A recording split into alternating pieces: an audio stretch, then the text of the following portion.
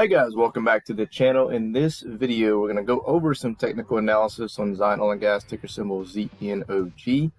We're also going to look back on basically the journey from where the MJ1 announced basically that it would be non-commercially viable, and basically how we got from there to here, with a lot of talk about when when the next PR is going to come out.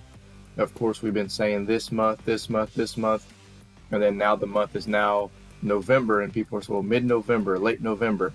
No one really knows, but we're going to take a look at from one of the articles or PRs that they posted back in 2018 about the MJ01, the results, talking about how the Packers failed and then what their plans were moving forward. And then we're going to look at each individual one, kind of count them out and see kind of roughly when they typically will release some type of new PR, which I know it's not going to be 100% accurate, but it's going to maybe give us kind of more of an idea. And we're just going to kind of go over some of the titles of these PRs to kind of see what the timeline was, what the events were, and things of that nature of Zion Oil and Gas. So we're going to take a look at that. And then, of course, at the very end, we're going to take a look at the charts, go over the technicals, let you know my thoughts and plans moving forward, and go from there. All right, guys, so the first one that we're going to just kind of highlight here is, and that we've already gone over this one on the channel, is when they talked about they confirm an active petroleum system in the MJ01. However, they talked about how the that they had to use some special isolation tools called a packer, and the packers only lasted several days at a time, and they would fail whenever they were trying to use those packers. And then they talked about what the plan would be moving forward. That is August 16th, 2018. Their next one was August 21st, and this is basically to raise money. They were doing a new unit program, trying to get some more people to give them funding to continue their testing operation. And then this is when they have another PR on September 7th. Dustin Gwinn was announced as Chief Executive Officer. And then here comes November 20th. Okay, November 20th, 2018. And this is Zion Oil and Gas Operational Update, MJ1 in Israel. And on this one here, basically, they went over each individual zone, talked about, the testing, and talked about how, basically, I guess I could just show you here. And most of you are probably familiar with this already, but Zone 1, Zone 2, all the way through Zone 5. And they talked about how, the fluids that they got indicated, it says a lot of indicated high chloride brine. That's the first 3 zones. And the fourth one, it says meters flowed naturally and continued to surface. Characteristics obtained from monitoring samples taken at this well was flowing indicated low chloride water. And then in Zone 5, it says that the monitoring samples was flowing indicated low chloride water. Fluid did not contain hydrocarbons, and further testing at this time is not warranted. So then they had to go to the Israeli government and talk about what they had to do, as regard to plug-in operations. They had to plug that well up because it was indeed not successful. And then on November 29th, they come out and they talked about what their plans were moving forward. Okay, so it's a very short stint from the testing results of the 20th to the 29th, and we're going to talk about that here in a second as well, why it's, what could happen, if they do release something here in November. Then December, they talk about the new unit program. And then on January 9th, this is 2019, Zion's moving forward with the operational plan in Israel. And as you know, that came with, a 3D seismic survey, purchasing the new rig. That was all part of that plan, and we'll get to those here in a second. And then on to March 5th, 2019, a couple month break in PRs, and they talk about how they get the oil and gas exploration license through December 2nd, 2020, which is sort of around where I actually started investing. I think I started in November 2020, and now because I remember that that PR coming out with the extension.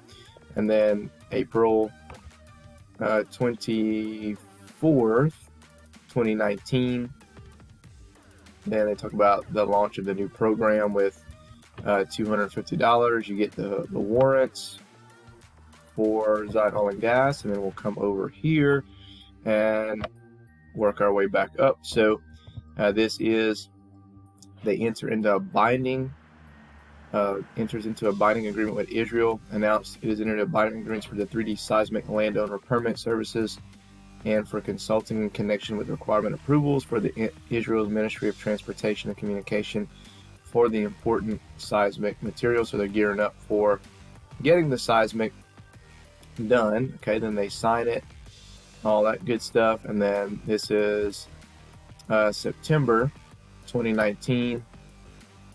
Here it says that they begin the 3D seismic acquisition in Israel.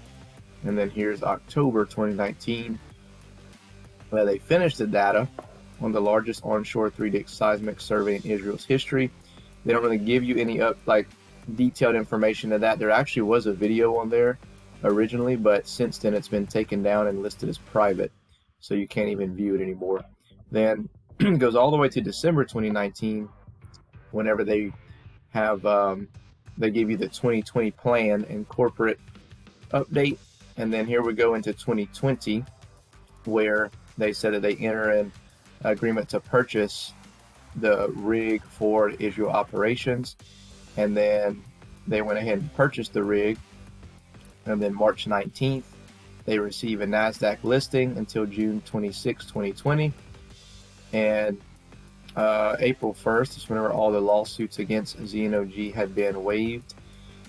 Then they get the new drilling plan approved for their next well in Israel. That's on July 30th, 2020. And then we'll come down here and we go all the way to August 31st, 2020. And they move over to the OTCQX mark. Then September 2nd, 2020, they give you a little update on their operations in Israel. And then on the 20th, they talk about the rig is set to depart in Israel. That's on the 21st, about a 19-day gap in between. And then here is November 5th, 2020. And they talk about how it's loaded up on the ship and it's ready to depart to Israel. December 3rd, they receive a new oil and gas exploration license from Israel. January 6th, now we're in 2021, is when they spudded the well. Press release here, February 1st, near the first drilling milestone. Let's see. And then we're in April, so we have a couple, about a month in between here. Now we're back to November. So completes drilling phase of the MJ2 well in Israel. And then we're all the way into May 2022, where they have an operational update in May. And then that was the last thing. So you see there was a good amount from the time they started to now. And several of them, yes, have been in November, but it's typically towards kind of like the back end of November. So maybe mid to late November, they may come out and give you, or give us, for that matter, some type of update or press release. And the next press release you can expect is for sure the testing results, followed by a plan of action. Okay, I think if, for sure, especially if the news is not positive, then they're going to have to follow up with some type of plan of action fairly quick after that initial press release, based on what we saw here from the MJ01. They talked about how they had to plug the well up. It was unsuccessful. Then a couple days later, there was another PR that came out and gave you the plans moving forward. That way they can let you know something. And so I'm expecting that regardless of what happens, if it's positive, if it's negative, whatever, you're going to get some type of forward plans moving ahead. Hopefully, if it's positive, they're going to give it to you right then and there, saying, these are our results. This is what we plan to do moving forward. That way, everyone has the information right up front, and there's no more guessing of, I wonder what they're going to do next. Okay, so I just wanted to give you that information, kind of with a timeline of how long it's taken from to get the MJ2 purchased there, set up, where we are now. So it's a very long and extensive process. I'm sure most of you have all followed along every step of the way. But to look out for, if we're going to see November, you're looking, to mid, maybe late November is what you're looking at, in my opinion. So let's take a look at the charts now. Let's see what they're telling us, and let's go from there.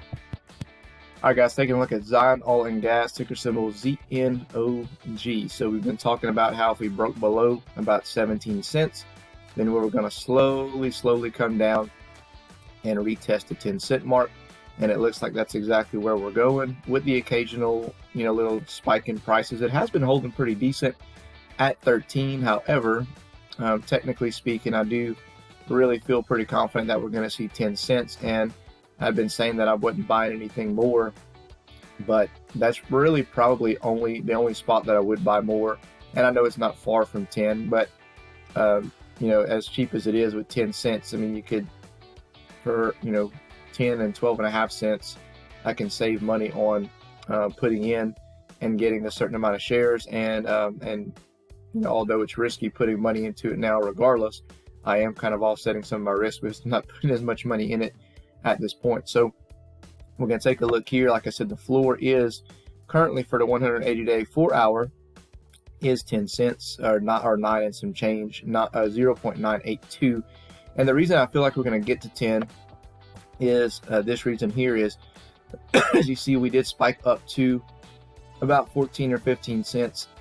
But the reason we did that, guys, we crossed over from bearish to bullish on the MACD. And we've been in, believe it or not, technically on the MACD, we've been actually in a bullish pattern. But look at the, the price action. We've still constantly just been going down and down and down. So when we switch over from bullish to bearish, which it looks like we're getting very, very close to doing that now, as you see, these lines are pretty close together. And once they cross over, then you're going to have more selling pressure come in. So you could see it maybe spike up a little bit to 13, maybe 14, but then I think that we fall down, continue to fall down here, because again, we're not going to hear anything, in my opinion, from the company until, like I said, mid to late November. So you're still, a few weeks away from getting any type of update. So people could only kind of make their own assumptions basically on what's happening at this point. And, some people are, again, getting fed up with the company and are way past fed up and have already left. Some people are going to be like, okay, I'm not hanging around for this because we don't know what's going to happen. And plus I'm assuming the shorts are having something to do with what's going on as well. But I wouldn't fully blame them because, to me, the company is, the share price is a reflection of what's going on with the company. Okay, they have no revenues at this point. We have no testing results on the MJ2. We have no idea what the plans are moving forward. So, but any type of positive update at this point will send this thing start to move in the upward direction, and pretty aggressively, in my opinion, because I think that's a lot of what's happening is people are just kind of sitting back and waiting on the sidelines to see what is going to happen at this point, and rightfully so. Is you want to kind of have an idea of where the company's going and what's happening from there. So anyway, guys, that's what I wanted to show you on this video, kind of give you some a little backstory on how we got from at the end of MJ01 to currently where we are now. Your first level of resistance is roughly at about 17 cents. In order for us to confirm a longer term bullish pattern, we got to get above about 20.5 cents and hold. And then your next level after 17 is 22, 26, roughly about 30, 34.5, and then of course 42 is your tip top. And this fib level should be good for another few weeks, because as you see here, this gap from here to here is fairly decently sized. So it's going to stay there until this is eventually going to shrink as time goes along, and we'll have to readjust the fib level. So that's a good thing for us, because if it does hit 10 cents, I think that's actually going to find some decent support there, and we'll have some time to kind of recover and move up a little bit higher and use that as some support. So we'll go from there. So anyway, guys, let me know your comments below. Other than that, we'll catch you in the next one.